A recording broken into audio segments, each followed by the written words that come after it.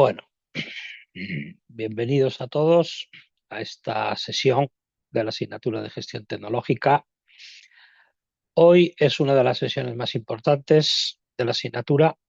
Vamos a hacer un repaso global de la misma y vamos a ver también cómo es el examen. ¿Mm?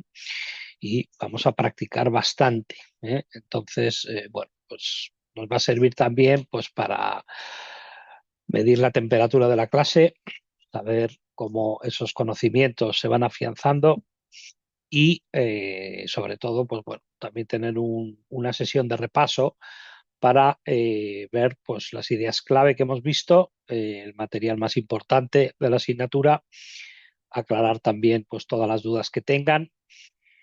Y ahora pues es un buen momento para hacer el resumen porque ya hemos visto prácticamente 8 temas de 9, o sea que tenemos muy avanzada la asignatura. Hemos presentado ya todas las actividades, además, incluso resuelto la mayoría de ellas, solamente nos queda una pendiente. Y es pues el mejor momento para hacer el resumen de la asignatura. ¿Mm? Bueno, esta asignatura, como saben ustedes, pues la intentamos hacer eminentemente práctica. Al final, el objetivo final es que ustedes en sus trabajos, en sus actividades profesionales, pues puedan llegar a usar estos conceptos que hemos visto en la asignatura, que tengan claras las ideas, que lo entiendan bien, es de lo que se trata. Al final, hemos visto muchas cosas en la asignatura, todavía nos quedan algunas cosas que ver, pero básicamente y al menos por mi parte creo que lo más importante es que los alumnos pues hayáis entendido los conceptos, que entendáis cómo funcionan los sistemas de gestión, que entendáis cómo funcionan los sistemas de control en las organizaciones, que entendáis cómo se llevan a cabo las revisiones de control, cómo se llevan a cabo las auditorías y también que entendáis cómo funciona el sistema de gobierno. Eso, digamos que resume un poco pues, todo lo que hemos visto hasta ahora, ¿no? En la asignatura. Al final, directa o indirectamente, ustedes en sus organizaciones pues, hacen uso diariamente de estos sistemas, ¿no? Por lo tanto, al final pues, es algo bastante útil, bastante práctico. Hoy vamos a hacer un repaso global. Vamos a ver cómo lo llevan, aclarando todas las cuestiones, también viendo cómo es el examen. Es un tema que les suele preocupar a los alumnos. Es un examen en el cual al final no se trata de que ustedes aprendan cosas de memoria, no se trata de que ustedes aprendan complejos procesos, estándares internacionales, técnicas complicadas. De lo que se trata es de que entiendan cómo funcionan los sistemas de gestión y los procesos de implantación de sistemas de control, auditoría y los modelos de madurez. De eso se trata, de que ustedes lo entiendan bien. Bueno, ¿cómo es el examen? Es un tema que siempre suele preocupar mucho, ¿no? A los alumnos, pues al final el tema del examen pues siempre nos preocupa, ¿no? ¿Cómo es el examen? Si va a ser muy difícil, si, cómo está estructurado, qué enfoque tiene, si es un enfoque muy teórico o muy práctico. Bueno, pues como saben ustedes, el sistema de evaluación de estas asignaturas en la UNIR al final es una evaluación continua. O sea, no se trata de ir a un examen y soltar todo lo que uno ha aprendido. Es una evaluación continua en la cual ustedes, como saben bien, pues además de asistir a las clases, interactuar en las clases, leerse los contenidos de la asignatura que se les proporciona, hacer los test, que es un tema que yo siempre les he recomendado, que hagan los test de los temas. Y además de todo eso hacen actividades. En este caso, pues ustedes hacen 3 actividades totalmente transversales. En una hacen un análisis de riesgo simplificado. Como saben ustedes, los análisis de riesgo nos lo piden en la implantación de los sistemas de control, de los sistemas de gobierno, de los sistemas de gestión y de las auditorías, con lo cual es algo muy transversal. También ustedes hacen un ejercicio de gobierno, que también es muy transversal, porque el gobierno al final es el paraguas que engloba toda la gestión, y hacen ustedes un ejercicio en la última asignatura de un sistema de gestión, el sistema de gestión de seguridad de información, en el cual ustedes pues, hacen un análisis de riesgos detallado, siguiendo los principios de la ISO 31000 y además de ello, pues proporcionan un plan de tratamiento de los mismos. Es algo que también es totalmente transversal a todo lo que hemos visto en la asignatura. Esa evaluación continua cuenta el 40% de la nota y el 60% pues cuenta el examen. Eso ya lo vimos, y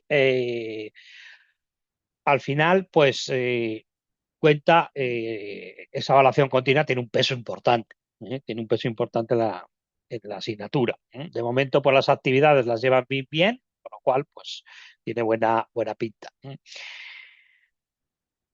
Bueno, vemos que el examen pues supone el 60% de la calificación final de la asignatura. Es necesario aprobarlo para tener en cuenta esa evaluación continua que ustedes han tenido. Aunque esta última sí se guarda para la siguiente convocatoria. O sea, que en caso de que ustedes, por cualquier razón, espero que ustedes, no sea el caso, que ustedes lo pasen todos, pero si por cualquier razón no pasaran convocatoria ordinaria, pues para la convocatoria ordinaria les queda esa evaluación continua. El examen es de 2 horas de duración. Todos los exámenes tienen las mismas normas en la UNIR, o sea que nosotros, digamos, los profesores no tenemos responsabilidad sobre ese proceso, son los tutores los que les pueden informar de cómo funcionan ese tipo de normativa de los exámenes. ¿Cómo es el examen de esta asignatura? ¿Cómo es el examen? Bueno, pues el examen está estructurado en 2 partes. Una primera parte, un test que se llama modelo ABC, con 20 preguntas. Hay 20 preguntas. Cada una de las preguntas vale 0,25 puntos. Es decir, no hay preguntas que valgan más que otras. Todas las preguntas valen lo mismo. 0,25 puntos. Es importante tenerlo en cuenta. Aquí no hay preguntas ponderadas. Todas las preguntas valen lo mismo. Y en total, pues de esas 20 preguntas, pues al final acumulan 5 puntos de la nota. La siguiente parte del examen son cuestiones de verdadero o falso. También son 20 preguntas, valen exactamente lo mismo que las del modelo ABC, 0,25 puntos cada pregunta, y en total acumulan pues 5 puntos, con lo cual en conjunto las 40 preguntas pues suman los 10 puntos del examen. Es importante tener en cuenta, muy importante, que no puntúan negativo las preguntas. Eso quiere decir que, hombre, hay que responder a todas. No puntúan negativo. En el 90% de los exámenes de certificaciones internacionales no puntúan negativo las preguntas respondidas erróneamente. Es importante que lo tengan ustedes en cuenta. Por eso seguimos este criterio en esta asignatura, el que no cuente en negativo, porque, como ya hemos visto en esta asignatura, pues hombre, uno de los objetivos es que ustedes pues aboguen por ese tipo de certificaciones. Y de ahí pues la preparación de un examen similar con el mismo criterio, que no puntúe en negativo las preguntas. Bueno, vamos a ver un ejemplo, porque nos ha dicho el profesor, bueno, sí, pues hay 20 preguntas del modelo ABC, ¿no? Pues, ¿cómo son este tipo de preguntas? Bueno, pues yo les voy a poner ahí en el chat para que ustedes, para interactuar, para que ustedes me digan, a ver, qué pregunta piensan qué respuesta podría ser. Todas las preguntas funcionan de la siguiente manera. Habrá algunas preguntas teóricas sobre, si son teóricas, son sobre conceptos que son absolutamente críticos. Es decir, que ustedes tienen que entender cómo funciona. Si no, no lo entienden. Y muchas preguntas van a ser prácticas de casos. Pues va un auditor y se encuentra con no sé qué, o estás implantando un sistema de gestión y que tienes que tener en cuenta, o son del caso, de un caso que se les expone. Y se les exponen 3 respuestas, solamente una es la correcta. A veces nos encontramos con que las 3 son correctas.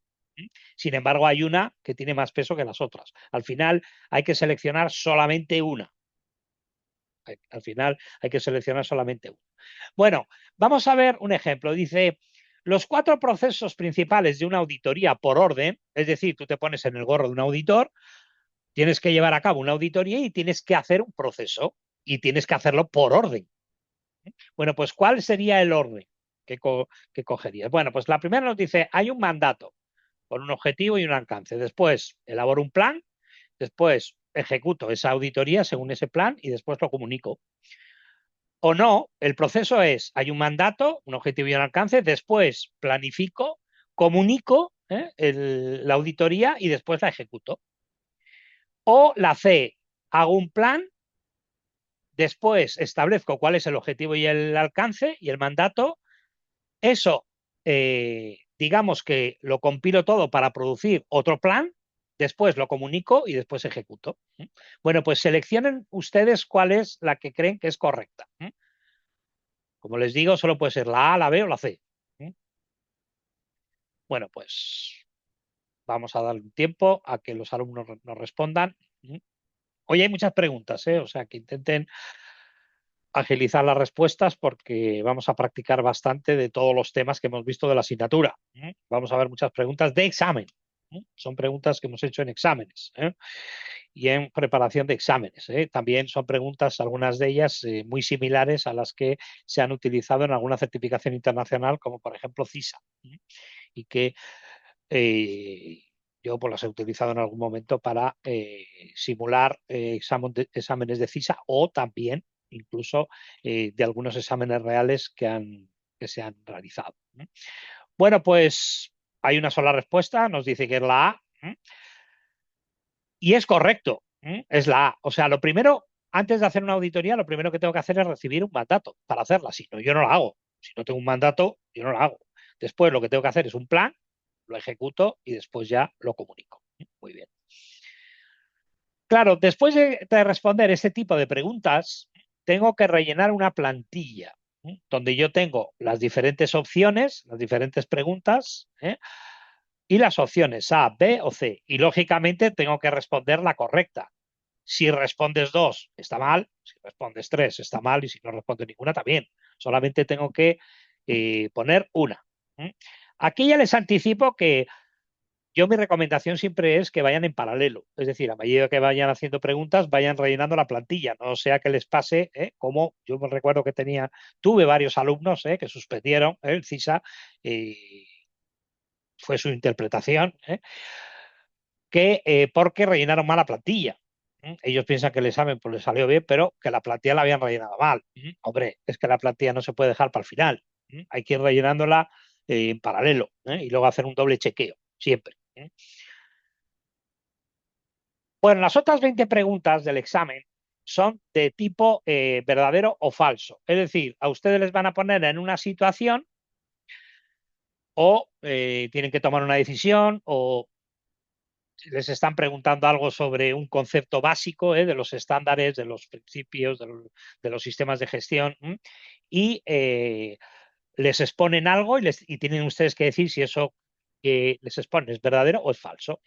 Por ejemplo, aquí en la slide número 8 nos dice, el análisis de riesgos en el proceso de auditoría es una actividad complementaria que el auditor puede proponer realizar durante la ejecución de la auditoría. ¿Qué se piensan ustedes? ¿Qué es verdadero o falso? Bueno, pues les dejo ahí unos segundos para que contesten. Ya han contestado algún alumno rápidamente. Lo han visto claro. Y bueno, pues nos dicen los alumnos que eso es falso. Y es falso. Es falso. Como ya vimos, el análisis de riesgos es un proceso obligatorio dentro del proceso de auditoría. No es complementario, es obligatorio. De hecho, hay que realizarlo en varias fases del proceso y en la primera fase es en el preplan. Cuando estás planificando la auditoría haces el primer análisis de riesgos y luego realizas la evaluación completa durante la ejecución de la auditoría. Muy bien. Bueno, ya hemos visto un poco la filosofía del examen. Por supuesto, a la hora de rellenar la plantilla, pues tengan cuidado de rellenarla correctamente y de hacer ese doble chequeo, de ir rellenándola y luego pues hacer ese doble chequeo. Bueno, pues esto es el examen. Son 20 preguntas de modelo ABC y 20 preguntas de verdadero o falso. Bueno, pues ahora vamos a repasar qué es lo que hemos visto en la asignatura y, por supuesto, pues vamos a hacer preguntas para ver pues cómo lo lleva. Vamos a comenzar con el primer bloque. Si se acuerdan ustedes, el primer bloque de la asignatura son los temas 1 a 3, que nos da un poco los fundamentos de los sistemas de gestión y de control y de auditoría y de gobierno. Bueno, en el tema 1, ¿qué vimos? ¿Qué vimos en el tema 1? Bueno, pues lo primero que vimos fue una serie de conceptos generales, el concepto de sistema, el concepto de activo, que dijimos que era algo que daba valor a las organizaciones. ¿Por qué es tan importante el concepto de activo? Hombre, el concepto de activo, sin el concepto de activo claro, pues no puedo realizar, por ejemplo, un análisis de riesgos, como saben ustedes. Eso quiere decir que no voy a poder implantar ningún sistema de control si yo no tengo identificados mis activos. Tampoco voy a poder hacer una auditoría. Tampoco voy a poder implantar ningún sistema de gestión ni de gobierno. Con lo cual, el concepto de activo era algo muy importante. Vimos que había pues, muchos tipos de activos en las organizaciones. ¿Qué más vimos en el tema 1? Vimos el concepto de auditoría. Vimos que era algo independiente, que era un proceso que llevaba a cabo un auditor, que era un proceso sistemático, objetivo, que al final emitía un informe sobre un aspecto que el auditor ha evaluado, que puede ser un sistema de información, que puede ser un proyecto, que puede ser una empresa. Eso es lo que vimos. Vimos varios tipos de auditoría, no hace falta que se sepan las definiciones, por supuesto, pero sí que tienen que entender el concepto de auditor. Vimos que había muchos tipos de auditorías, auditorías financieras, auditorías de proyectos, auditorías de sistemas. Las auditorías de sistemas es en lo que nosotros estamos centrados aquí en esta asignatura. Obviamente no estamos haciendo un máster financiero, estamos haciendo un máster de gestión de TI y nosotros nos preocupan por las auditorías de sistemas. Le hace sistemas de gestión, sistemas de gobierno, sistemas de información. ¿Qué más vimos? Vimos el concepto de evidencia. Era muy importante porque, como saben ustedes, al final el ejercicio de una auditoría es recopilar evidencias. Y hay que hacer un análisis de esas evidencias, quién me las da, qué fecha tienen, cómo se han obtenido, etcétera, etcétera. ¿Vale cualquier cosa como evidencia? No. Hasta que nosotros no hacemos auditorías, nos dan un montonazo de evidencias que no son evidencias, es otra cosa. Y entonces las descartamos, lógicamente. Una evidencia tiene que ser algo suficiente, tiene que ser algo fiable, tiene que ser algo competente y tiene que ser algo relevante. Si no, no es una evidencia. ¿Qué más vimos? Vimos cuáles eran los objetivos de una auditoría informática. Vimos que una auditoría aporta valor a una organización, emite el estado en el que se encuentra pues, un sistema, una organización, emitido por alguien independiente y a través de un proceso sistemático. ¿Qué más vimos? Vimos que el responsable de hacer esa auditoría es un auditor y vimos qué era un auditor. Ya vimos que no es cualquier perfil. Yo les he insistido muchas veces. Muchas veces las empresas dicen, a ver tú, Pepito, Juanito, haz una auditoría. Hombre, tendrá que tener el rol, ¿no? ¿Qué vimos que tenía que tener un auditor? Bueno, lo primero que tiene que ser es independiente del proceso auditado. Tiene que tener un comportamiento ético. Tiene que ser alguien ejemplar en su ética. Tiene que tener capacidades y conocimientos. Hombre, evidentemente, pues si te responsabilizan de hacer una auditoría en una empresa de misiles y no tienes ni idea de misiles, pues hombre, parece que es muy complicado, ¿no? Debe conocer las normas, muy importante, tanto las normas internas, las de la organización, las de su contexto y las regulaciones, muy importantes, sobre todo hoy día en el mundo tecnológico y en el mundo de seguridad de la información, pues hombre, la cantidad de regulaciones que tenemos, como no las tengas claras, pues estás perdido como auditor. Es un tema absolutamente crítico. Bueno, pues eso es lo que vimos en el tema 1. Es un tema conceptual, es bastante sencillo de entender todos estos conceptos que vemos aquí y simplemente pues a repasarlos, no tiene mayor misterio. ¿Qué vimos en el tema 2? Bueno, en el tema 2 vimos el concepto de control interno. ¿Qué es el control interno? Vimos que una cosa es hacer una autoevaluación de control y otra cosa es hacer una auditoría. Vimos que eran procesos que son muy diferentes. Tienen que tener ustedes claro qué es una cosa y qué es otra. Porque el alcance es distinto, las líneas de reporting son totalmente diferentes, la persona que lo realiza no tiene nada que ver, en fin, hay un montón y el perfil tampoco, hay un montón de diferencias entre lo que es una autoevaluación y una auditoría que tienen que tener ustedes claras. También vimos que, evidentemente, ahora a lo largo de la asignatura nos hemos dado cuenta que hay muchas empresas que implantan sistemas de gestión y muchas empresas tienen ya unos controles implementados de acuerdo a esos sistemas de gestión, que para eso los estándares internacionales pues, nos ayudan a implantar esos sistemas de control. Sin embargo, hay muchas otras empresas pues, que no tienen esos sistemas complejos de gestión ni de gobierno y clasifican los controles de una determinada manera que vimos cómo era. Es una manera muy genérica, donde tienen controles generales de la organización, pues seguridad física, seguridad lógica, roles y responsabilidades, y luego tienen una serie de controles para cada uno de los sistemas de información que tienen. Pues control de acceso, control de contraseñas, control de usuarios. Además, ¿qué vimos? Bueno, pues vimos que a la hora de implantar un sistema de control, a la hora de implantar un sistema de control, había un estándar un marco internacional que es COSO, que nos va a ayudar a implantar ese sistema. También vimos que había muchos tipos de controles. Vimos que había controles correctivos, detectivos, manuales, automáticos, preventivos. También vimos las características que tienen los controles. Tienen una frecuencia, tienen un objetivo. Eso sí lo tienen que conocer, lo que es el concepto de control. ¿Vale? ¿Cuál es la parte más importante de este tema? Bueno, pues de cara sobre todo a su actividad profesional, la parte más importante es saber implantar un sistema de control, porque lógicamente para cualquier sistema, como hemos visto, de gestión de riesgos, perdón, de gestión, tanto gestión de riesgos también, como para gestión de calidad, gestión de continuidad de negocio, gestión de seguridad de información, para incluso para llegar a hacer una auditoría.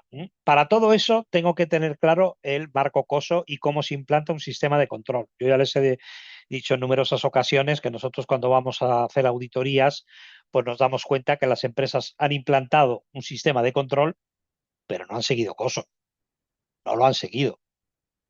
Entonces hay muchísimos problemas. ¿Qué es lo que nos dice COSO? Bueno, pues lo que nos dice COSO es que lo primero que hay que hacer es establecer un entorno de control.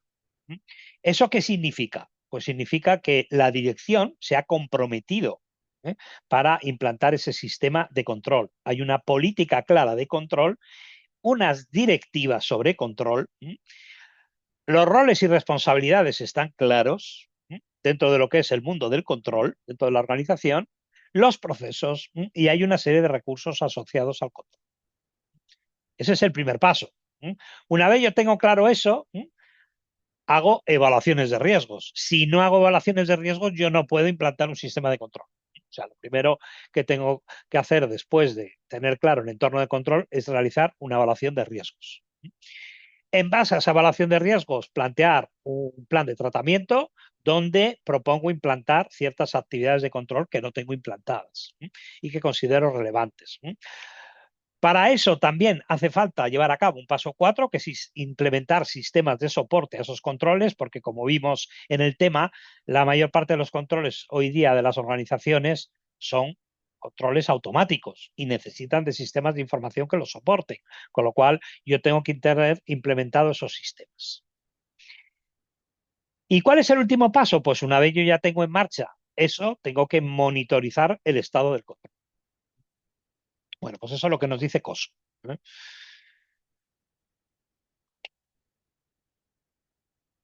A continuación, vimos el tema 3, el concepto de auditoría.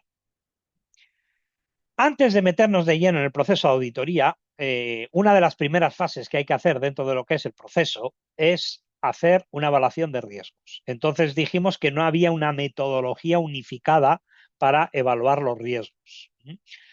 Hay 3 tipos de metodologías. Una simplificada, que se usa mucho cuando no tienes tiempo, cuando no tienes experiencia, cuando es un alcance muy pequeño, cuando realmente es un proceso que luego vas a depurar. Por ejemplo, estás haciendo un preplan y puedes conformarte con hacer una metodología simple y luego ya durante el proceso de auditoría lo vas afinando con una metodología genérica, por ejemplo. Ustedes han hecho un ejercicio en la actividad número 1 siguiendo este tipo de metodologías. La siguiente metodología es una metodología mucho más estructurada. Es una metodología que me permite identificar los riesgos, identificar los objetivos de control asociados a esos riesgos, identificar los controles mapeados a todos esos objetivos de control e ir probándolos mediante pruebas de cumplimiento y pruebas sustantivas hasta alcanzar un estado en el que se encuentran los riesgos. Y después había una metodología avanzada o ampliada, que al final de lo que se trata es de poner en marcha un sistema de gestión de riesgos de acuerdo a la ISO 31000, que lo vimos en el tema 6 y luego lo repasaremos. Hay como 3 tipos de metodologías.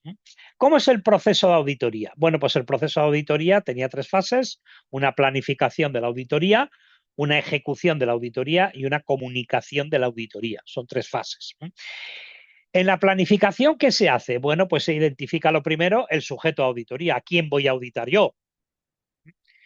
Una vez yo tengo claro a quién voy a auditar, voy a delimitar muy bien qué alcance tiene mi auditoría. Dentro de lo que es ese sujeto de auditoría, por ejemplo, una entidad, tengo que ver a ver qué alcance tiene esa auditoría. ¿Es un departamento? ¿Es un CPD?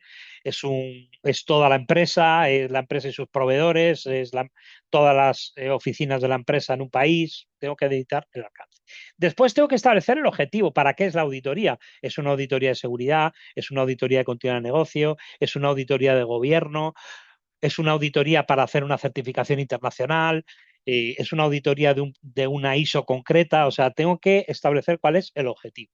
Una vez ya tengo claro eso, preparo un preplan. Ese preplan al final tiene que contener como mínimo, 3 aspectos. La evaluación de riesgos, tengo que hacer un análisis de riesgos. Muchas veces, como ya les he comentado antes, se opta por una metodología simplificada de todo lo que es este proceso, otras veces no, por una genérica.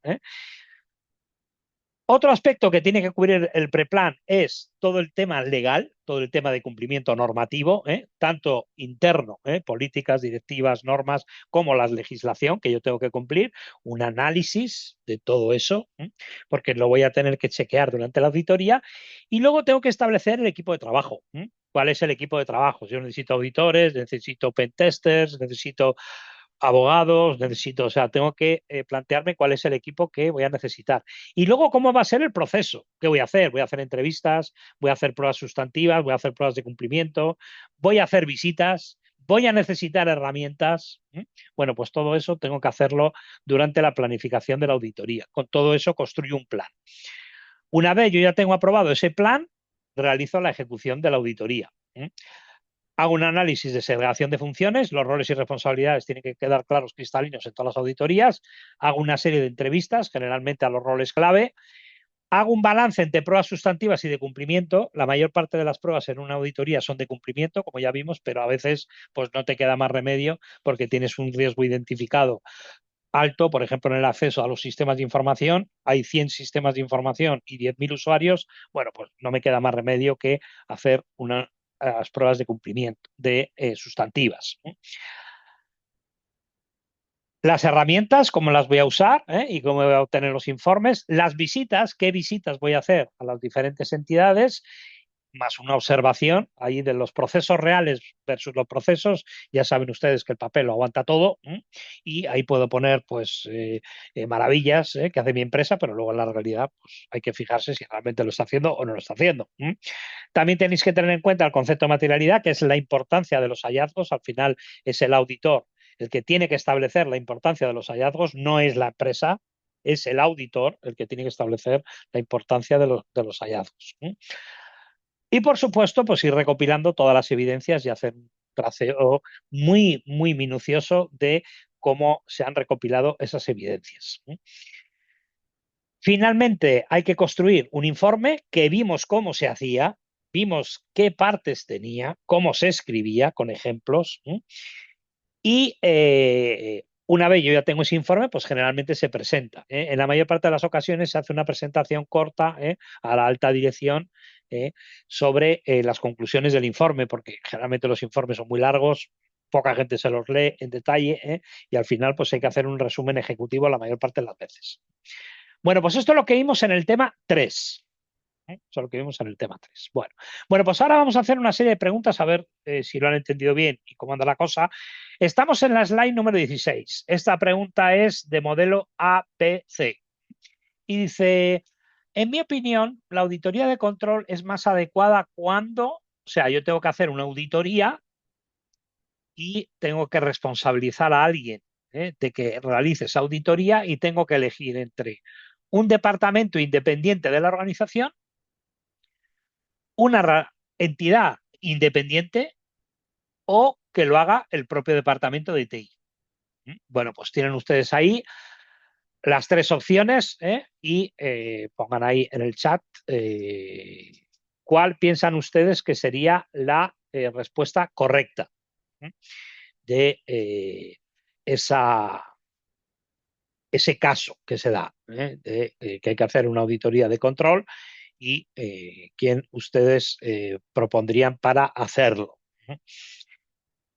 Bueno, pues veo que la respuesta que nos dicen es la B, parece que hay un consenso y es correcto, es la B, muy bien.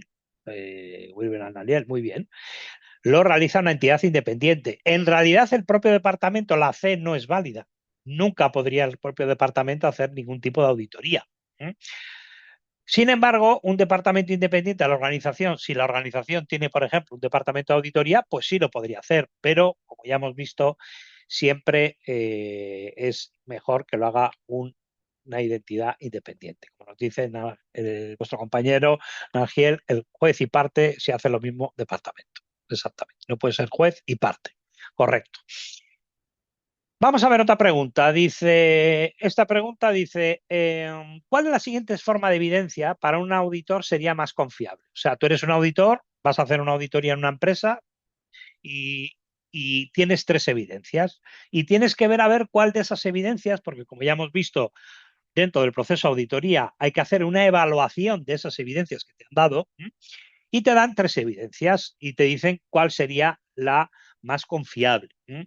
Una declaración verbal del auditado es la primera opción, la A. La segunda es los resultados de una prueba que ha hecho el auditor. Y la C es una carta de confirmación que se ha recibido de una fuente externa. Bueno, pues pongan ahí en el chat a ver cuál les parece a ustedes que sería más confiable de las tres.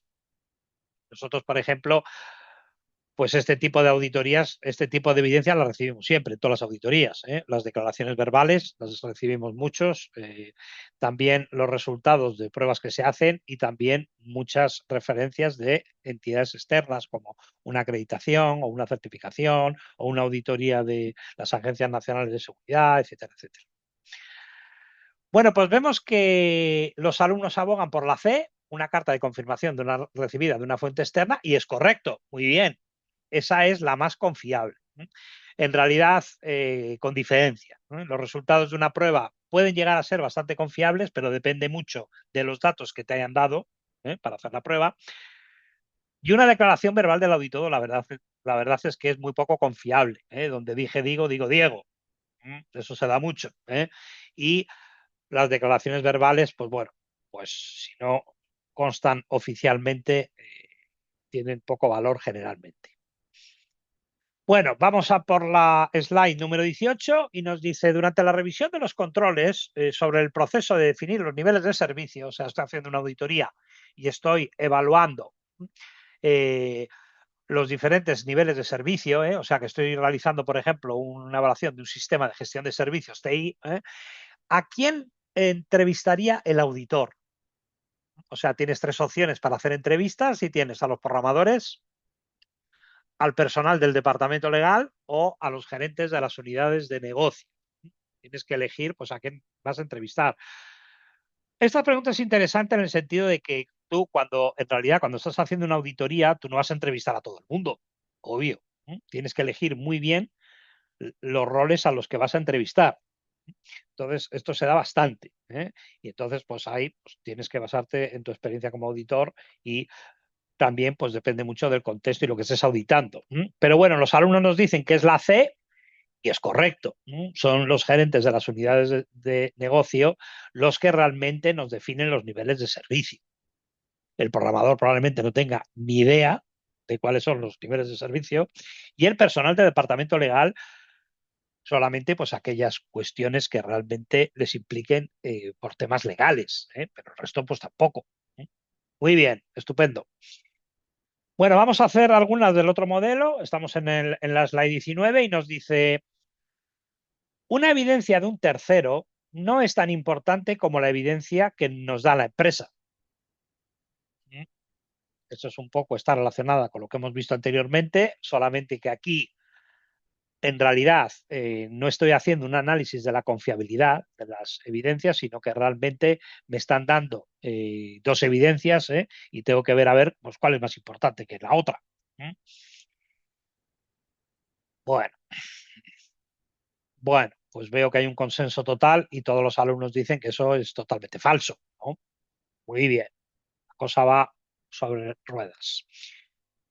Vamos a por la slide número 20. Nos dice, un activo de información, recuerden la importancia que tienen los activos de información en nuestra asignatura, principalmente son hardware o son dispositivos tecnológicos. ¿Qué piensan ustedes? ¿Que eso es verdadero o es falso?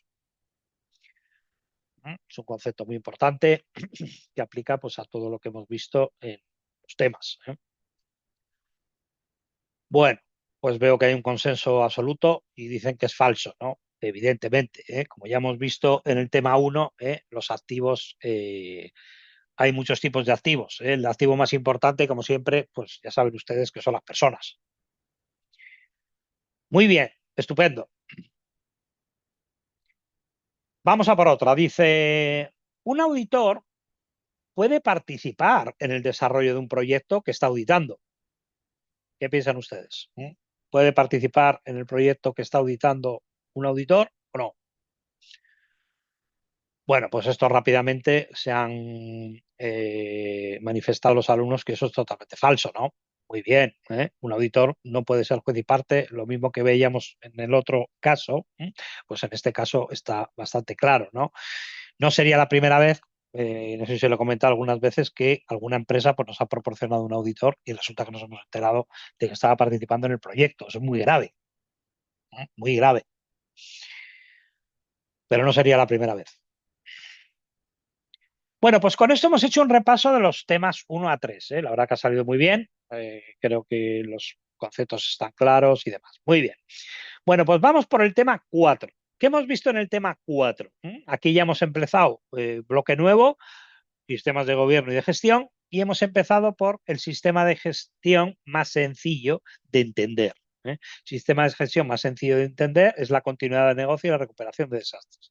Tiene un proceso muy sencillito que sigue el PDCA. Ya saben ustedes que todos los sistemas de gestión tenemos un estándar internacional que nos da el soporte, en este caso es la ISO 22301, y que abogan por un ciclo de vida que sigue el modelo PDCA. Se hace un plan, se ejecuta, se chequea cómo va y se actúa en consecuencia. Y es un proceso cíclico. ¿Cómo funciona el proceso de continuidad de negocio? Bueno, pues lo primero, como casi todos los sistemas de gestión que hemos visto, es establecer el alcance. ¿Cuál va a ser el alcance de mi sistema? ¿Es una empresa, es un departamento, es toda la organización, son los proveedores? O sea, ¿cuál es el alcance? Una vez ya lo tengo claro, tengo que hacer un análisis de impacto. ¿Qué es eso de un análisis de impacto? Bueno, pues me tengo que ir a todos los procesos organizativos, tengo que ver qué sistemas los dan soporte y tengo que ver y analizar cuánto tiempo pueden estar caídos esos sistemas y cuánto es mi tolerancia a la pérdida de datos de esos sistemas. Con eso yo hago un análisis de impacto. En función a los resultados de ese análisis de impacto, que lo puedo afinar con un análisis de riesgos, no es obligatorio, pero lo puedo afinar con un análisis de riesgo, establezco mis estrategias de continuidad. Bueno, pues aquí voy a hacer un backup, aquí voy a tener un sistema en espejo, aquí voy a contratar a otra empresa para que si se me caen estos servidores, pues me active unos suyos, etcétera, etcétera, etcétera. O sea, voy tomando decisiones sobre ese tipo de estrategias. Con eso monto un plan, desarrollo un plan que le tengo que probar, que como vimos es el aspecto más caro generalmente de la continuidad de negocio, que es un proceso muy sencillo de poner en marcha en una organización, pero luego tiene un coste muy elevado. Y después, en base a esas pruebas, pues tengo que mantener ese plan. Conceptos que hay que tener en cuenta dentro de la continuidad de negocio es el plan de continuidad de negocio, que engloba todo, lo que es el plan de recuperación de desastres, que se ocupa de arreglar lo que se ha roto, básicamente, el plan de continuidad de operaciones, que se preocupa de continuar operando mientras yo voy arreglando eso, el plan de recuperación de negocio, que aplica a posteriori y ve qué impacto ha pasado y qué es lo que cómo ha impactado en la organización. El plan de contingencia, que es la parte TI del plan de recuperación de desastres, el BIA, que hemos visto, el Business Impact Analysis. Otro concepto es el RTO y el RPO. O sea, es muy importante saber cuál es mi tolerancia al tiempo y a los datos que puedo llegar a perder. El plan de crisis, que es muy importante tener en mi empresa. Si pasa una crisis, una catástrofe, yo tengo que tener un plan. El plan de emergencia del ocupante, que se ocupa de las personas, o sea, durante este tipo de crisis y demás, pues qué pasa con las personas, dónde están, cómo se mueven. Y la gestión de incidentes. Durante este tipo de eventos, pues hay que gestionar pues, muchos incidentes, y hay que tener claro ir monitorizando pues cómo esos incidentes suceden. Y tiene que estar alineado con la gestión de incidentes de la propia organización. Bueno, pues eso es lo que vimos en el tema 4. Es un tema, la verdad, que bastante sencillo. Es un tema bastante sencillo.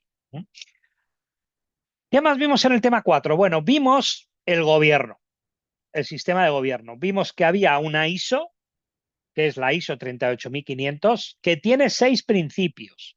Lo que nos dice la ISO 38500 es que una empresa que quiere implantar un gobierno en su organización tiene que cumplir 6 principios fundamentales, que son el de responsabilidad, o sea, tiene que estar muy claro quién hace qué, los roles y responsabilidades de una organización tienen que estar identificados.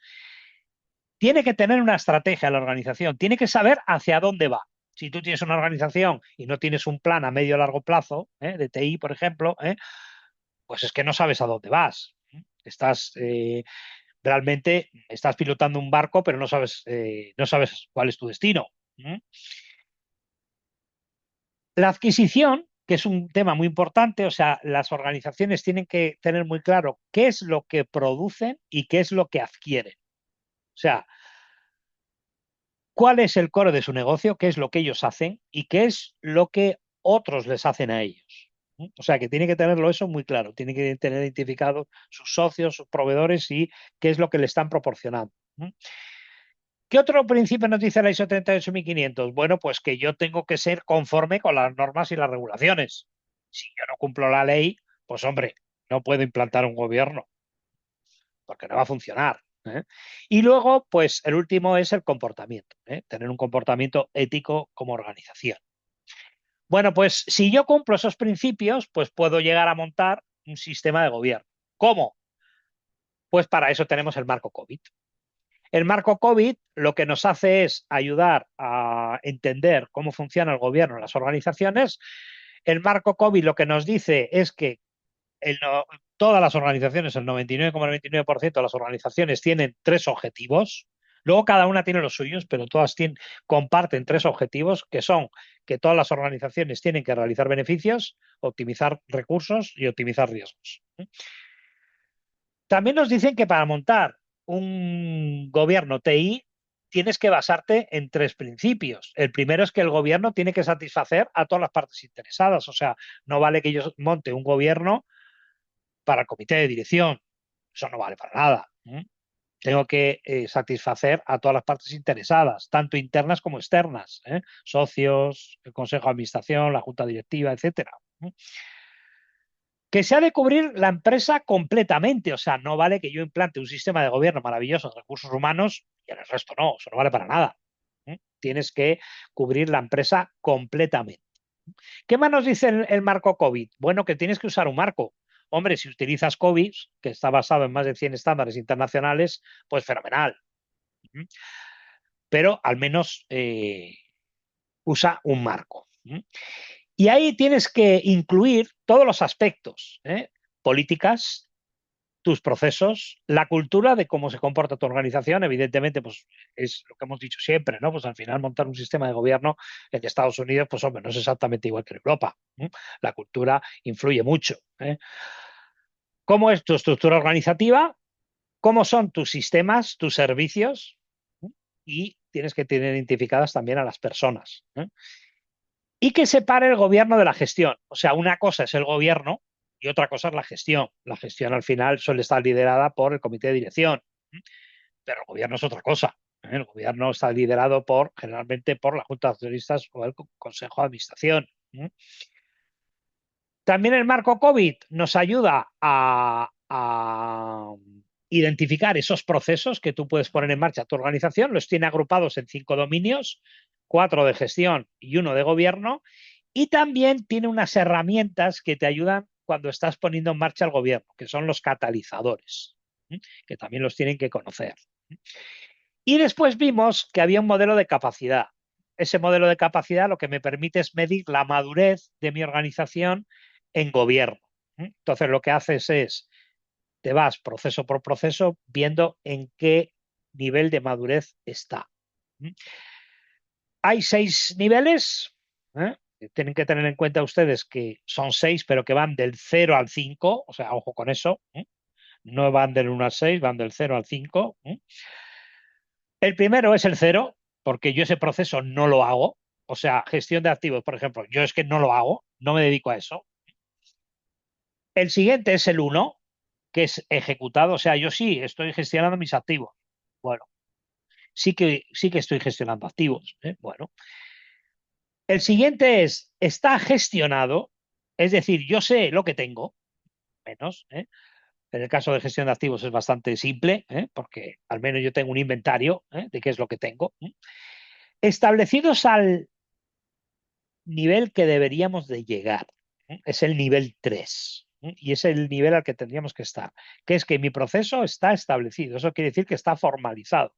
Es oficial, hay un documento explicando cómo funciona el proceso y las personas de la organización lo conocen y han sido formadas. Está establecido dentro de la organización. El siguiente es que es predecible, que yo sé, tengo una idea de cómo va a ser el futuro de ese proceso. Y después optimizado, que es el nivel 5, o sea, el más difícil de llegar, ¿no? Es que yo voy mejorando cada año, voy mejorando cada año. Bueno, pues eso es lo que hemos visto en cuanto a COVID.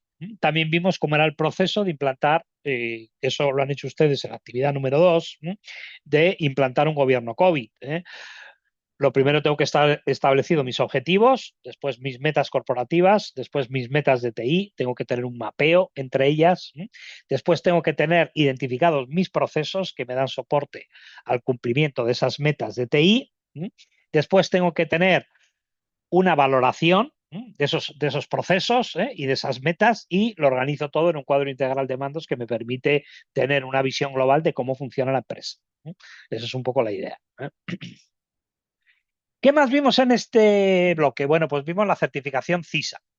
La certificación CISA vimos que era una certificación de un prestigio inmenso, que era la más antigua del mercado, que tiene más de 50 años ya de historia, que cubre muchos aspectos de lo que es la tecnología, cubre el proceso de auditoría, que lo vemos en esta asignatura, el proceso de gobierno, que también lo vemos en esta asignatura, la adquisición, desarrollo e implementación de sistemas, que lo ven ustedes en otras asignaturas de este máster, la gestión de servicio, operaciones y mantenimiento, ahí hay parte continua de negocio que vemos parcialmente y lo otro lo ven ustedes en otras asignaturas y la protección de activos que también lo vemos parcialmente en esta asignatura. También vimos cómo se obtenía la certificación y qué había que hacer para mantenerla. También vimos que había otras certificaciones relacionadas con TI de muchísimo prestigio también, pues como CISM, PPP, MSP, TOGAF, etcétera. Y esto es lo que hay que conocer de la certificación CISA. Vimos que tenía mucha demanda en el mercado, de hecho no se cubren los puestos, nunca se han cubierto desde hace décadas y aún hoy día, como ya les he comentado varias veces, pues hay muchas organizaciones pues, que es que no encuentran los roles que tengan este tipo de certificaciones al final. Bueno, bueno, pues ahora vamos a hacer una serie de preguntas para ver cómo va esta parte de la asignatura y nos vamos a centrar en la slide número 26. Ahora nos dice, esta es una pregunta del modelo ABC, que nos dice, ¿cuál de los siguientes es el objetivo primario, o sea, el más importante, os lo ponen ahí en mayúsculas para destacarlo, de un proceso de medición de desempeño de TI? O sea, como parte del gobierno, pues a mí me van a obligar, como hemos visto, a llevar a cabo un proceso de medición del desempeño. Pero ¿cuál es el objetivo más importante? ¿Eh? Minimizar los errores, recopilar datos, optimizar el desempeño. ¿Cuál realmente, piensen ustedes en los objetivos de COVID, cuál es el objetivo primario? Porque, bueno, pues yo podría tener los tres como objetivo. Bueno, uno de ellos no, ahora les contaré, pero podría tener dos de ellos, ¿no? Pero hay uno que es muchísimo más importante que el otro. Bueno, pues sus compañeros abogan por la respuesta C, optimizar el desempeño. Y es correcto, es esa, es optimizar el desempeño. Yo lo que tengo que ser es cada vez mejor, la mejora continua que hemos hablado muchas veces, ¿no? Tengo que optimizar mi desempeño, recopilar datos. A ver, hoy día, sobre todo en nuestro campo, les puedo asegurar, en seguridad de información, que hay una obsesión sin fundamento por muchísimas empresas por recopilar contra más datos mejor. Luego no saben qué hacer con ellos. No los usan para nada. Están haciendo un gasto absolutamente baldío. Recopilar datos nunca debe ser un objetivo. Minimizar errores, sí, por supuesto, es algo importante, pero nunca del mismo nivel que optimizar el desempeño. Estupendo. Bueno, pues vamos a por la slide número 27. La slide 27 nos dice, un auditor de sistemas de información pues está revisando el plan estratégico de una organización. Tienen que ustedes poner que están ustedes haciendo una auditoría y están revisando pues el plan estratégico de una organización. Pero dice, ¿debería haber primero revisado cuál? ¿El plan de negocios? ¿El presupuesto actual de tecnologías de la información? ¿Las tendencias de la tecnología? ¿Cuál se debería de haber revisado primero el auditor antes de haber revisado el plan estratégico de TI? La revisión del plan estratégico de TI, como hemos visto, es algo obligatorio dentro de lo que es una auditoría, pero antes de eso, pues debería de realizarse una actividad que está puesta ahí. Bueno, pues los alumnos abogan por la respuesta A, el plan de negocios, y es correcto. Muy bien. Tenemos que, primero, tener claro cuál es el plan de negocios, después el plan estratégico y comprobar que está alineado con ese plan de negocio. Eso es lo que tenemos que hacer. Muy bien, estupendo. Ha salido bien. Bueno, pues vamos a por la slide número 28. Dice, en continuidad de negocios, señala cuál es el primer paso que se lleva a cabo. Esto lo hemos visto, lo he repasado yo ahora cuando lo hemos hablado. Dice, el análisis de riesgos. La respuesta A. La respuesta B, el análisis de impacto. La respuesta C, las estrategias de continuidad de negocio. Esta pregunta tiene un poquito de trampa, pero está puesta precisamente para eso, para discutir los conceptos y para que les queden claros. Por eso está puesta esta pregunta, que es una pregunta de examen, que tiene su intención. Bueno, pues en este caso, los alumnos, algunos no han dado con la tecla, otros sí. La respuesta correcta es la D, el análisis de impacto. Como ya hemos dicho, el análisis de impacto es un proceso obligatorio en todos los sistemas de continuidad de negocio. Es lo primero que tienes que hacer. Una vez tienes claro el alcance, tienes que hacer ese análisis de impacto, que luego posteriormente lo puedes complementar con un análisis de riesgos. No es obligatorio. Sin embargo, lo que es obligatorio es tener un análisis de impacto. Por eso se lo hemos puesto aquí. Bueno, dice Wilmer, pero el BCP no iniciaría con un VIA. O sea, lo primero que hay que hacer, el BCP es el plan. O sea, lo primero, tú antes de desarrollar el plan, sea, el desarrollo del plan es un proceso, pero lo primero que tienes que hacer es establecer el alcance. Eso es lo primero. Una vez tú ya tienes claro el alcance, lo tienes que contextualizar, por supuesto, a tu organización, tienes que hacer el vía. O sea, una vez ya tienes claro cuáles son tus procesos de negocio que vas a llevar a cabo un plan de continuidad de negocio, tienes que hacer el vía, tienes que identificar todos tus procesos, tienes que identificar los sistemas que dan soporte a esos procesos y tienes que identificar qué ocurre en caso de desastre, ¿eh? Cuánto tiempo puedes aguantar y cuántos datos estás dispuesto a perder. Una vez ya tienes clara esa foto, estableces las estrategias de continuidad. Y con todo eso es cuando desarrollas el BCP, con todo eso. Bien. Dice la slide 29, dice, señala uno de los objetivos de COVID.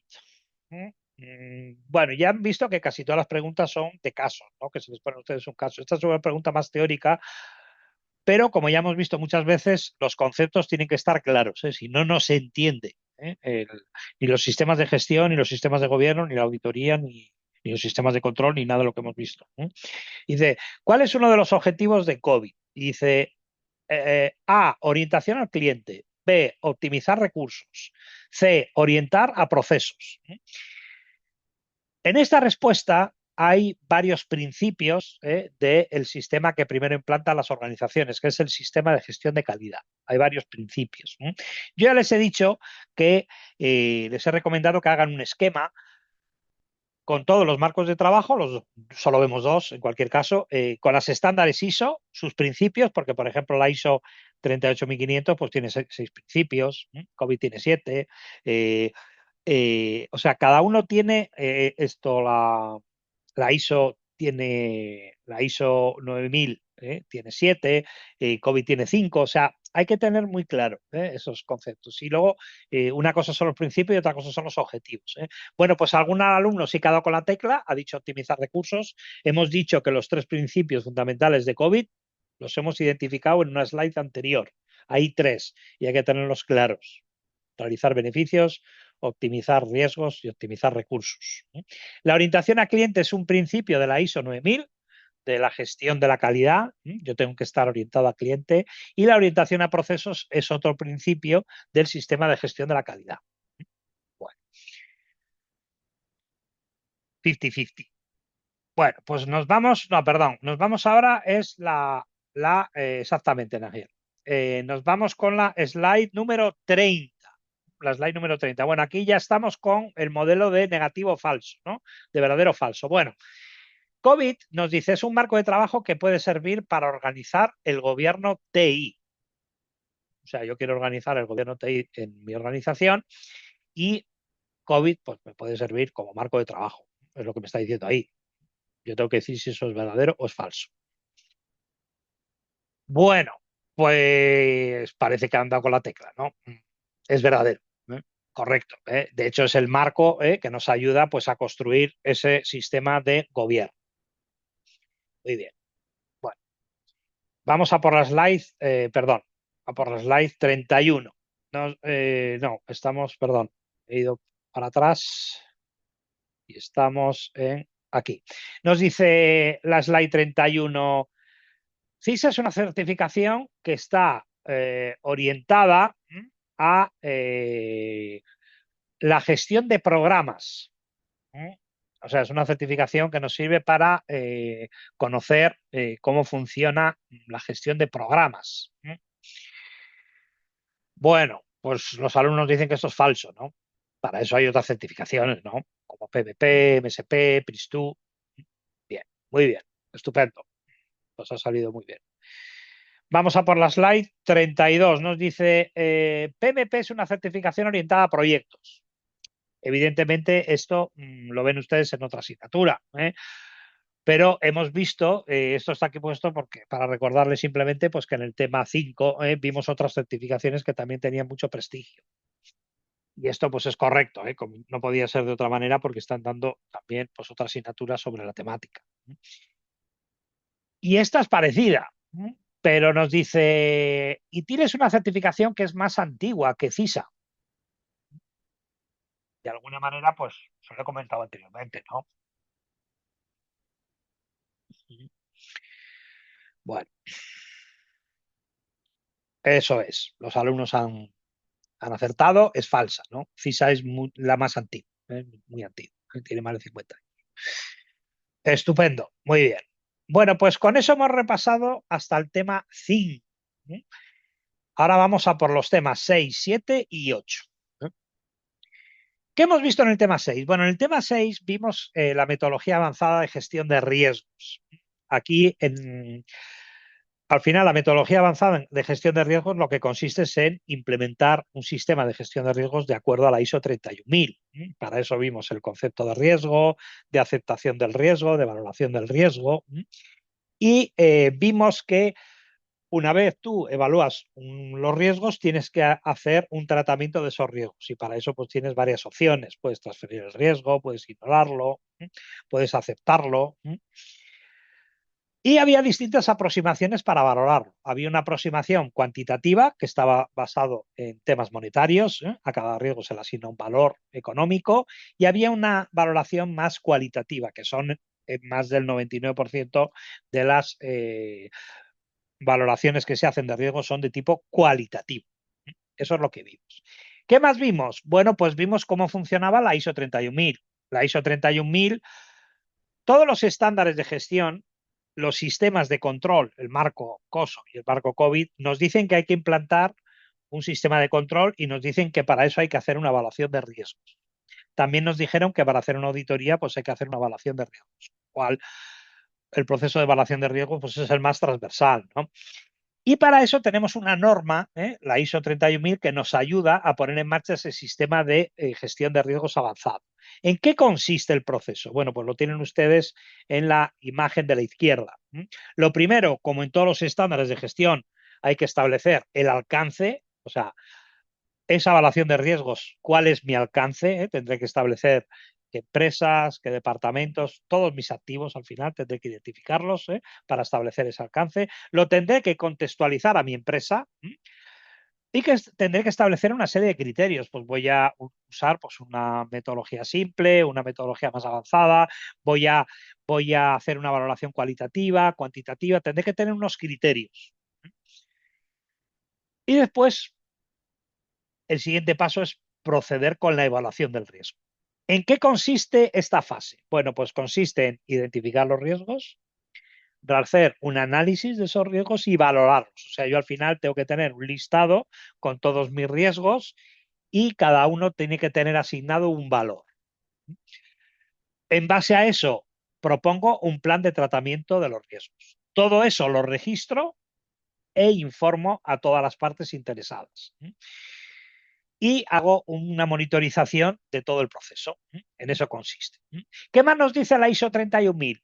Bueno, pues nos dice que, claro, que para que una empresa tenga un sistema avanzado de gestión de riesgos de acuerdo a la ISO 31000, tienen que cumplirse varias cosas. Lo primero, que ya les digo yo, y además me parece que se lo he comentado en la clase, y nosotros cuando vamos a todas las empresas, pues lógicamente tenemos que entender muy bien cómo se hace la evaluación de riesgos. Y muchas veces, pues chequeamos si son acordes con la ISO 31000, nos damos cuenta que no lo son.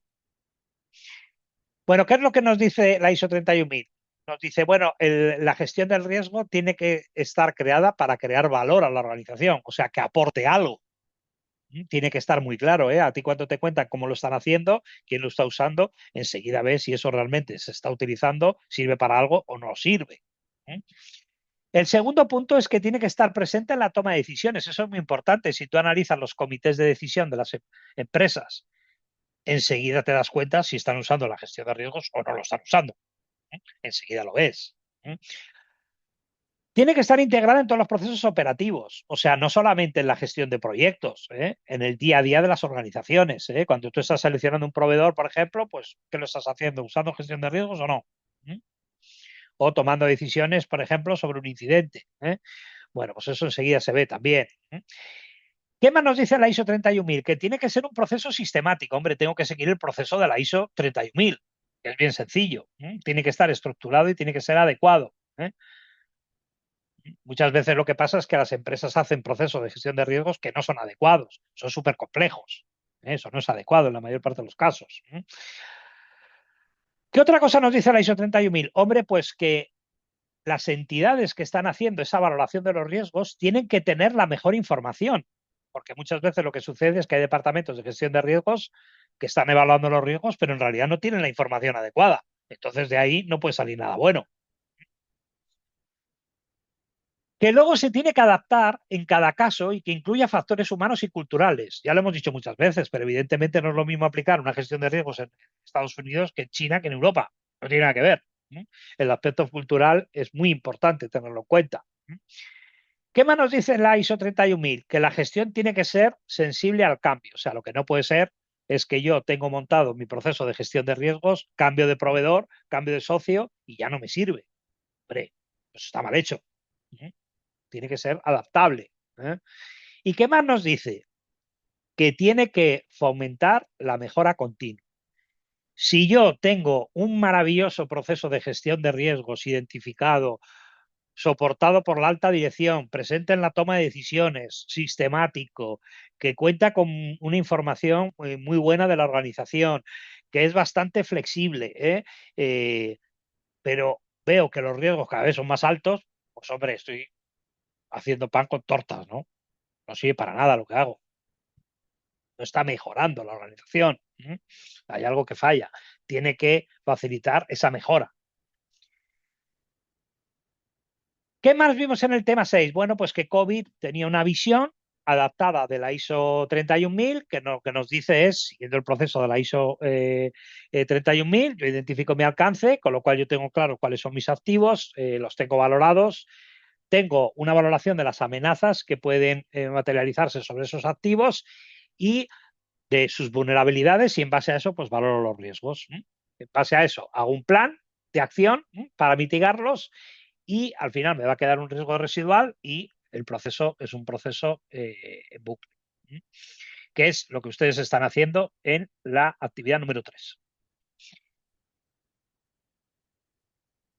¿Qué más hemos visto? Bueno, pues hemos visto el tema 7, hemos visto el sistema de gestión de la calidad, hemos visto que la mayor parte de las organizaciones comienzan por implantar este sistema. Es un sistema que al final tiene muchas bondades, permite, sobre todo desde el punto de vista interno de la organización, estar organizado, tener identificadas tus políticas, tus roles, tus sistemas, tu documentación, tener formado al personal. Es decir, estar organizado básicamente. Hay una ISO 9000 que es la que nos ayuda a poner en marcha este sistema. Vimos que había una serie de conceptos relacionados con la calidad software, que era un concepto bastante complejo, que tenía una serie de características que es muy difícil de cumplir. Vemos que casi todas las empresas empezaban por un control de calidad, después simplemente pues, corrigiendo fallos y errores con una garantía de calidad, teniendo un aspecto más preventivo y con una calidad total que es hacia la mejora continua, que es hacia lo que va el sistema de gestión de calidad. La norma ISO 9000 tiene 7 principios en este caso. El enfoque al cliente, yo tengo que estar enfocado a mi cliente, a los procesos, o sea, el enfoque a procesos, yo tengo que tener estructurado todos mis procesos de mi organización, el liderazgo, si no hay liderazgo no hay nada, si no hay una política, lo hemos dicho muchas veces, ¿no? Y vas a una empresa y dices, a ver, ¿dónde está la política de calidad? Hombre, pues es que no la hay, pues te puedes imaginar. Tiene que haber unos recursos, tiene que haber un equipo de trabajo, tiene que haber un compromiso de las personas, porque sin las personas pues no va a funcionar. Tienes que llevar a cabo una buena gestión de tus proveedores, porque si tú lo haces muy bien, pero ellos lo hacen mal, al final tú lo vas a hacer mal. Tienes que tomar decisiones basadas en evidencia y tienes que ir hacia una mejora continua. ¿Qué más vimos en el tema 7? El modelo FQM. Era un modelo muy similar al modelo de la ISO 9000, un modelo europeo, que iba un poquito más allá. En lugar de utilizar el plan de UCHECAT, utilizaba un esquema que era muy parecido, que era radar, que yo espero obtener unos resultados y en base a eso pues hago un plan y ejecuto y compruebo si voy haciendo esos resultados o no y actúo en consecuencia. Al final es un proceso muy parecido. Lo que pasa es que el modelo FQM iba un poco más allá, porque me hablaba de temas que van más allá de la propia calidad de mis productos o de mis servicios, como ser sostenible, tener algo a medio o largo plazo, pensar en las personas de mi organización, en su formación, en su talento. Iba un poquito más allá. Ya vimos que luego en la práctica, pues este modelo no se utiliza demasiado, porque las empresas abogan por la construcción de sistemas de gestión. Empiezan por una ISO 9000, implantando un sistema de gestión de calidad, y luego lo extienden pues, a otro tipo de sistemas como la ISO 14000, que introduce esos conceptos de medio ambiente, sostenibilidad y demás. ¿Cómo se implanta un sistema de gestión de la calidad? Esto también es importante, lo vimos en el tema 7. Lo primero que tenía que haber eran como 4 fases. En la primera tenía que haber un compromiso claro de la alta dirección con esa política y la identificación del equipo de proyecto y los recursos que se van a necesitar para poner en marcha el sistema de calidad. Al final tiene que haber un equipo de la organización detrás de este sistema. Tiene que informar a todo el personal de que va a haber un proyecto que se va a implantar y ese equipo de proyecto va a hacer una evaluación inicial, un análisis de gap, se va a coger la norma, se va a coger los controles y va a hacer un análisis de gap para saber lo lejos o lo cerca que está de la norma. En base a eso va a hacer una planificación para implementar pues lo que no cubren de la norma ahora mismo. Para implementar eso tienen que implantar un sistema de control de acuerdo al marco COSO, que ya hemos visto cómo funciona, y su documentación asociada. Y tienen que tenerlo todo registrado documentalmente. Una vez ya tienen todo eso publicado, ya se acaba la fase 2. Ya están organizados, ya tienen puesto en marcha ese sistema de control que no habían cubierto con el GAP. Y después lo siguiente es formar a las personas de la organización en todos esos procesos y toda esa documentación que han registrado. Se identifica cuál va a ser el certificador de la norma, la empresa que te va a auditar para darte el certificado de la norma, y haces una auditoría interna dentro de la casa para ver, a ver cómo, o una autoevaluación de control para ver cómo vas con tu sistema. En base a esa auditoría, llamas a una auditoría de preevaluación, generalmente se contrata una empresa externa para hacer eso, que es la que te dice lo lejos o lo cerca que realmente estás del estándar. Si estás bastante cerca y has aplicado unas medidas correctivas que te haya propuesto esa organización, ya puedes llamar a la auditoría de certificación para que te certifique. Ese es el proceso bastante básico. ¿Qué más hemos visto? Bueno, pues el tema 8, el sistema de gestión de seguridad de la información. Hemos visto por qué era necesario. La semana pasada vimos qué es lo que estaba pasando, ¿no? Hay muchos incidentes, cada día los sistemas son más complejos, los incidentes de seguridad cada día tienen un mayor impacto, afectan mucho a la reputación de las empresas, al tema económico. Es decir, hay una problemática y hay que tomarse en serio el tema de seguridad de la información. Entonces, muchas empresas abogan por construir un sistema de gestión de seguridad de la información. El sistema está basado en 3 pilares o principios, la famosa triada: confidencialidad, integridad, disponibilidad. Hay que entender bien el concepto. Los 3 conceptos son bastante sencillos. Vimos que había una serie de contramedidas que ponen las empresas para garantizar el cumplimiento de esos principios, pues como la segregación de funciones, por ejemplo, la necesidad de conocer, la rotación de funciones. Vimos que había una serie de medidas que las empresas ponían en marcha, muy generales, porque no hemos entrado al detalle de los controles. Eso vamos a entrar la semana que viene. Solo hemos visto la mitad del tema. También hemos visto que hay una ISO que nos va a ayudar a implantar este sistema y que establece 3 roles que son obligatorios para tu organización, para poner en marcha un sistema de gestión de seguridad de información. El rol de responsable, el rol de custodio, el rol de propietario, perdón, el rol de custodio responsable y el rol de usuario. El usuario es el que utiliza los activos, el responsable o custodio es el que al que delega el propietario la protección de esos activos y luego el propietario es el dueño de esos activos, que al final es el último responsable. Y también vimos cómo se implantaba un sistema de gestión de seguridad de la información de acuerdo a la ISO 27. Lo que no hemos visto son la parte de controles. ¿Cómo se implanta? Bueno, pues igual que la ISO 22301, igual que la ISO 9000, siguiendo el modelo PDCA, Plan, Do, Check, Act. Lo que ocurre es que el plan es bastante más complejo que en el caso de la ISO 22301 o la ISO 9000. En el plan tengo que hacer como siempre, esto no es una cosa nueva, establecer el alcance de mi sistema, identificar todas las normativas de cumplimiento de seguridad de la información, que son muchas, no solo las internas, sino las legales. Como ya les he dicho en muchas ocasiones, la regulación es bastante extensa en seguridad de la información. Luego, una serie de términos que sean que estén asociados a su negocio, para entender bien cómo se va a montar el sistema. Identificación del contexto, o sea, comprender cómo es la organización y todas las partes interesadas, o sea, ese análisis de todas las partes interesadas y matizar realmente qué es lo que se va a cubrir y qué no, como parte del alcance. Una vez yo ya tengo claro ese alcance, tengo que tener un liderazgo, tengo que establecer una política de seguridad, eso lo he comentado muchas veces, si vas a una empresa y no tienen política de seguridad, bueno, no han empezado ni por el paso cero. Que haya un compromiso de la alta dirección para dotar de recursos para implantar ese sistema y tener muy claro los roles y responsabilidades. Una vez yo ya lo tengo claro, hago un plan de riesgos. Para eso tengo que hacer un análisis de riesgos y un plan de tratamiento de los mismos. Una vez yo desarrollo ese plan, tengo que tener en cuenta qué recursos voy a necesitar, qué competencias para mitigar esos riesgos que he identificado.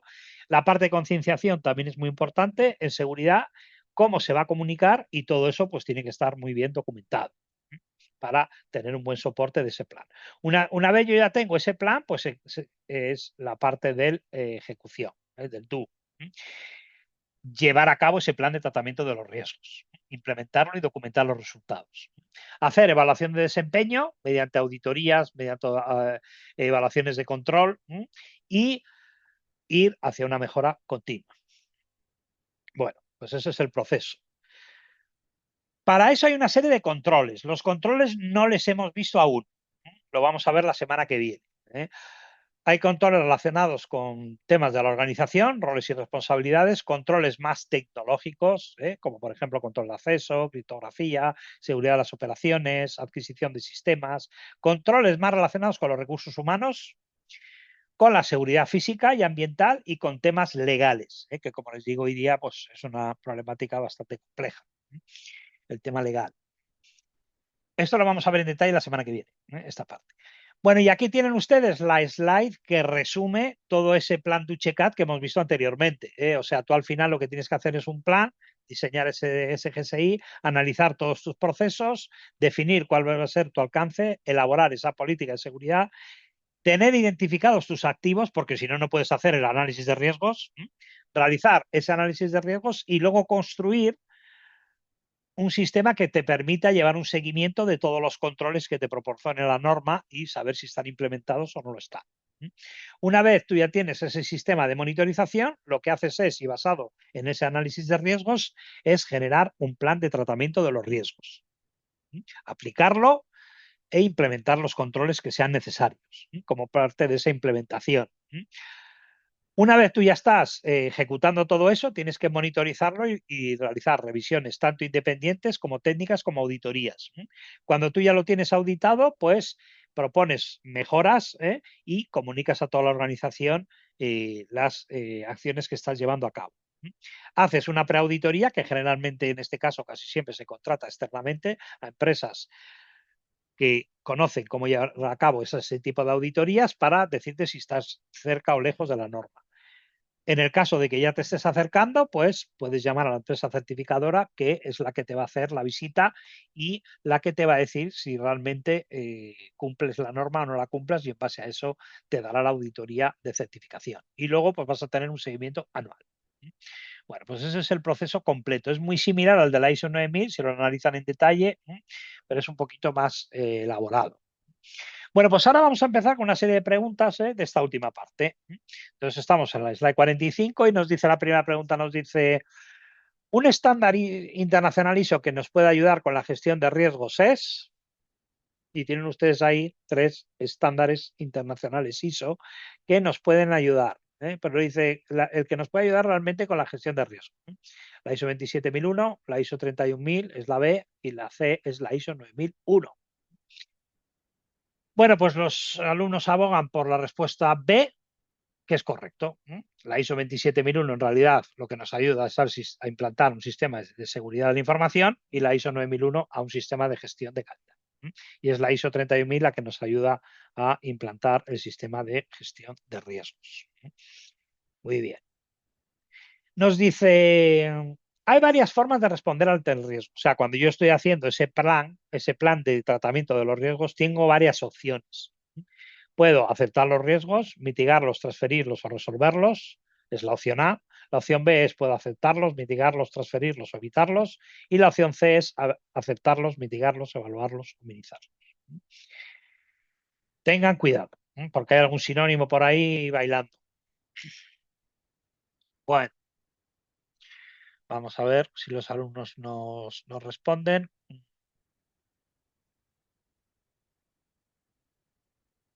Lo vimos en clase. Bueno, pues tenemos dos opciones que nos dicen los alumnos. Uno nos dicen que es la C o la B. Bueno, eso es un poco rebuscado, pero la C no es porque mitigar y minimizar es lo mismo. Mitigar y minimizar es lo mismo. Es un sinónimo. Entonces, la respuesta correcta era la B, que algún alumno haya acertado. Aceptar, mitigar, transferir o evitar. Esas son las opciones que yo tengo. Eso es, Ariel, eso es la B, eso es. Bueno, pues vamos a por la slide número 47, que nos dice, ¿cuál de los siguientes reduce el impacto potencial de ataques de ingeniería social? Si se acuerdan ustedes, el ataque más utilizado generalmente para temas de seguridad de información es la ingeniería social. A veces se utiliza directamente y a veces indirectamente. Y a veces es complementario a otro tipo de ataques, pero el ataque de ingeniería social es el más al uso. Entonces dice, ¿cuál reduciría ese impacto? Dice, el cumplimiento de los requisitos legales, los programas de conciencia de seguridad, los incentivos efectivos al cumplimiento. Bueno, pues aquí los alumnos abogan por la B. Nos dicen que no, que son los programas de conciencia de seguridad. Muy bien, eso es, la concienciación de seguridad. Es lo más importante en seguridad de la información, es la concienciación, precisamente porque como vemos, los ataques de ingeniería social suelen ser los que más se utilizan.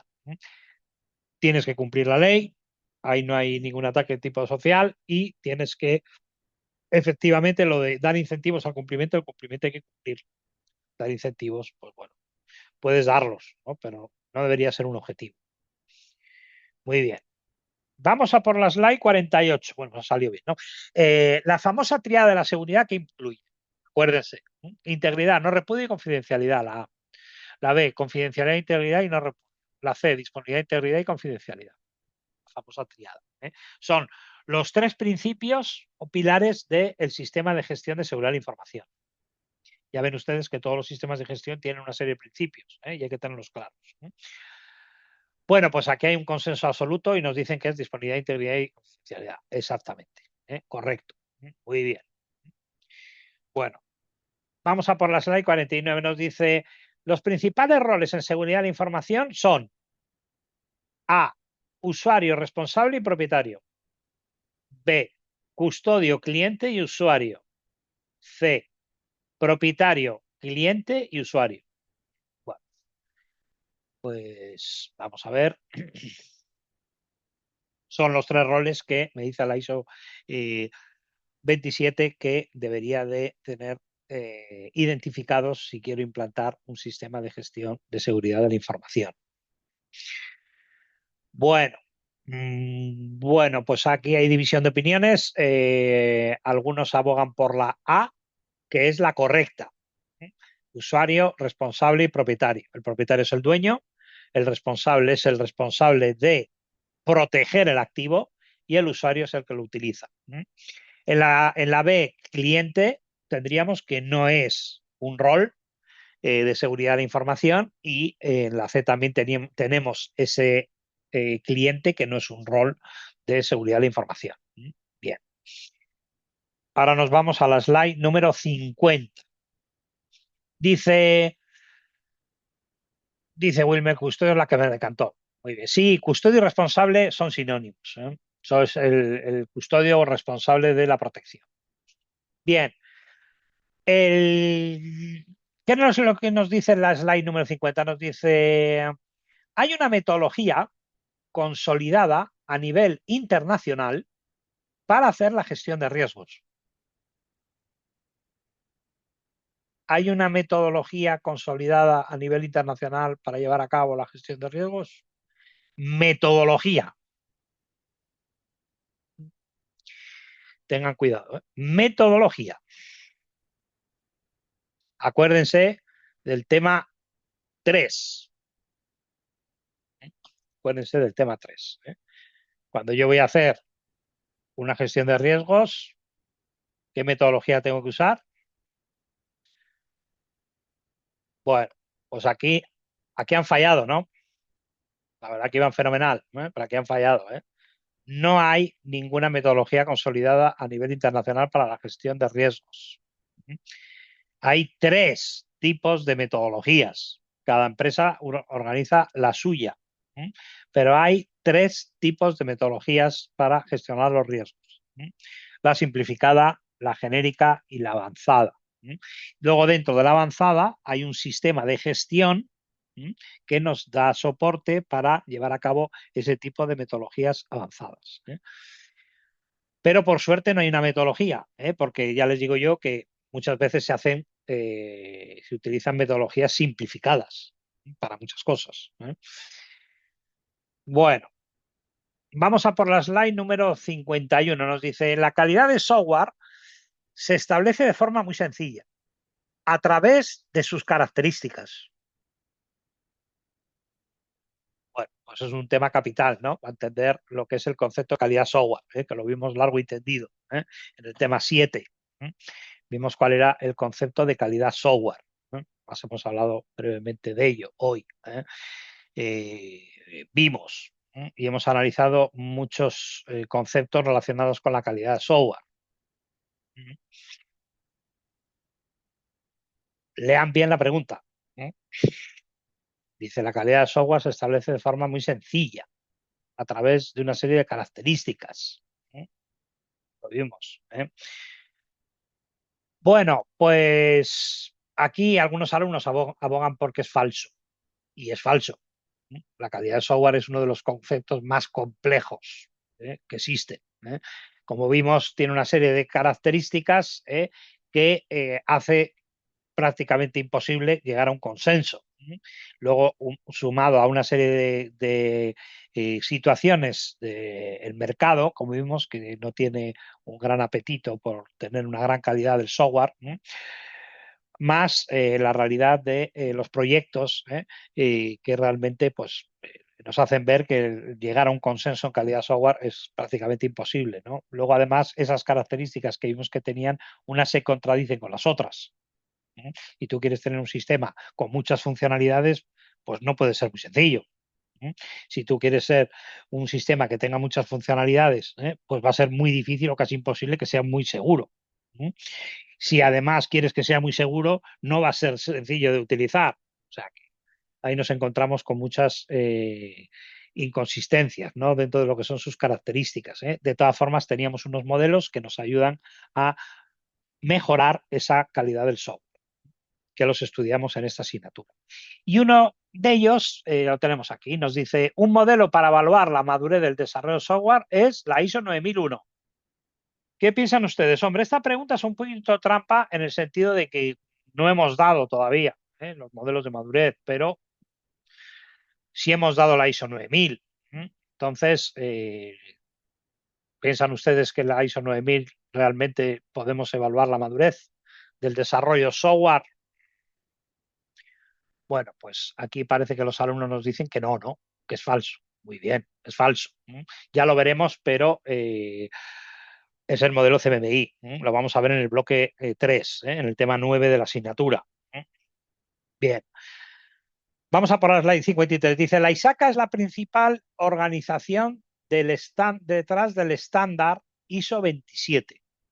Hemos hablado muchísimo, ¿no? De la ISACA, que es lo que nos ayuda y demás, y también de ese sistema de gestión, del estándar ISO 27.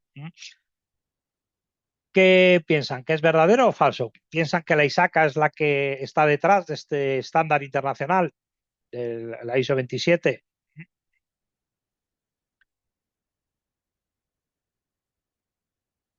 Vimos lo que hace la ISACA y a qué se dedica y lo que nos proporciona. En los primeros temas lo vimos. Y luego hemos visto los sistemas de gestión. Bueno, pues esta es falsa.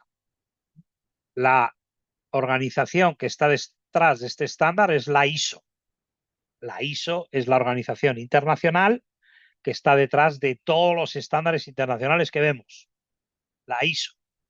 La ISACA es la organización que está detrás de COVID, marco de trabajo COVID, de las certificaciones CISA, CISEME, CGEI y de las buenas prácticas y guías para llevar a cabo la auditoría de sistemas. Eso es de lo que está detrás la ISACA. Y es la ISO la que está detrás de todos los estándares internacionales. Tengan cuidado con eso. Vamos a por la slide 54. Nos dice, uno de los principios de la ISO 9001 es el enfoque a los proveedores. ¿Verdadero o falso? ¿Qué piensan ustedes? Piensen lo que significa la ISO 9001. Y piensan ustedes que el enfoque a proveedores es importante para la ISO 9001, puede ser uno de sus principios. Bueno, pues aquí parece que una mayoría amplia se aboga por verdadero, y es verdadero. Si no gestionas bien tus proveedores, no vas a ser capaz de llevar a cabo una buena calidad, seguro. Bueno, vamos a por una última, que es la slide 55. Nos dice, principios de la ISO 9001 son el enfoque a procesos, el compromiso de las personas y la toma de evidencias. ¿Qué piensan ustedes? ¿Que es verdadero o falso? Lo hemos visto hoy, cuando hemos hecho un repaso de la ISO 9000 y hemos visto cuáles son los principios fundamentales de esta ISO. Bueno, bueno, pues parece que los alumnos abogan porque esto es verdadero, y es verdadero. El enfoque a procesos, tú con la ISO 9000 tienes que tener identificados todos tus procesos como organización, las personas tienen que estar comprometidas con el sistema de gestión de calidad y las decisiones tienen que basarse en evidencias. Muy bien. Vamos a por la 56. Dice, el ciclo Deming se puede aplicar a la ISO 27000. Acuérdense, ciclo Deming. Lo hemos visto largo y tendido. Lo hemos visto largo y tendido, el ciclo Deming. Acuérdense de lo que es el ciclo Deming y dónde lo hemos aplicado. Bueno, pues los alumnos dicen que es verdadero y es verdadero. Es el ciclo PDCA, Plan, Do, Check, Act, ciclo Deming, que se utiliza en todos los sistemas de gestión, como hemos visto. Gestión de continua de negocio, gestión de calidad y gestión de riesgos. Muy bien. Orientaciones finales. Bueno, aquí les digo simplemente unas orientaciones finales. Acuérdense siempre de cumplimentar la cabecera y las hojas del examen con todos los datos personales. No vaya a ser que al final entreguen algo sin sus datos. Leer todo el examen con atención, organizarse el tiempo. Hay 40 preguntas, da tiempo más que de sobra hacer el examen. Hay 2 horas, o sea, da tiempo más que de sobra hacer el examen. Vayan con tranquilidad. Cumplimenten los resultados del test y las cuestiones en la plantilla, o sea, no dejen lo de la plantilla para última hora, pues eso puede ser muy, muy arriesgado, pero vayan cumplimentando la plantilla y luego hagan un doble chequeo al final, repasen esos resultados al final, porque se les va a corregir por la plantilla. Bueno, pues con eso es todo. Hemos hecho un buen repaso de la asignatura. La verdad que yo me voy bastante contento. Han salido bastante bien las preguntas, o sea que ha habido una buena interacción ahí y creo que lo llevan bastante bien. La semana que viene vamos a cerrar ya el tema 8 con la parte de controles, que es una parte un poquito más técnica. Y haremos también pues, muchas preguntas de examen. Haremos muchas preguntas de examen de la ISO 27 también, Pues de nada, pues muchas gracias a vosotros y nada, pues que les vaya todo muy bien y en una semana pues nos volvemos a ver. Adiós.